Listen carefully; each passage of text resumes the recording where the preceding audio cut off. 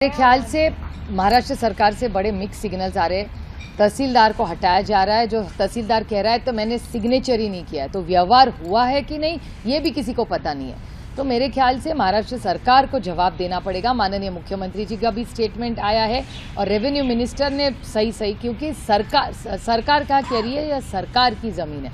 अगर सरकार की ज़मीन है तो बेचने का अधिकार है ही नहीं, और अगर फिर बेची कैसी गई सरकारी ज़मीन, किसने परमिशन दी?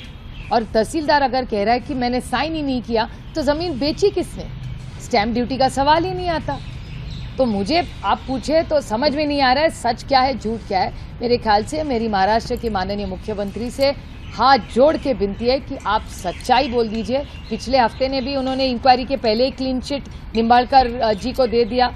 वो मुंडे की वो डॉक्टर मुंडे इतनी अच्छी लड़की है, वो उसका खून हुआ कि हत्या हुई, क्या हुई वो वक्त ही बताएगा इंक्वायरी के बाद। उसके पहले ही माननीय मुख्यमंत्री जी ने उनको क्लीन चिट दे दिया। तो समझ में नहीं आ रहा है इतनी बड़ी मेजॉरिटी मिलने के बाद भी महाराष्ट्र सरकार में हो क्या रहा है, सरकार कौन चला रहा है, कुछ समझ में नहीं आ रहा है। मैम, आप पे ये किया जा रहा है कि क्योंकि आप पार्थ पवार की रिलेटिव है इसलिए आप उनको सॉफ्ट कॉर्नर ठीक है। देखिए, एक लोकतंत्र में हर एक को बोलने का अधिकार है, तो इतना तो नोक झोंक तो चलती रहती है।